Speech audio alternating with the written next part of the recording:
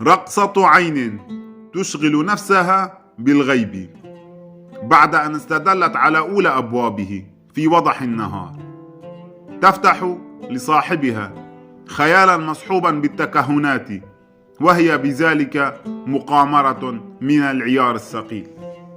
هذه الرقصة تطل في أولى أيامها على الجنان، وفي آخرها على قحط شديد ممزوج بالحنين للماضي تارة وللآخرة تارة أخرى. ومن أعراضها اضطراب مصحوب بالدهشة والنسيان اللامتناهي، وذلك من شدة التركيز على الأحداث العجيبة التي تراها العين بصرا وبصيرة، وهي بذلك حد فاصل ما بين العبقرية والجنون.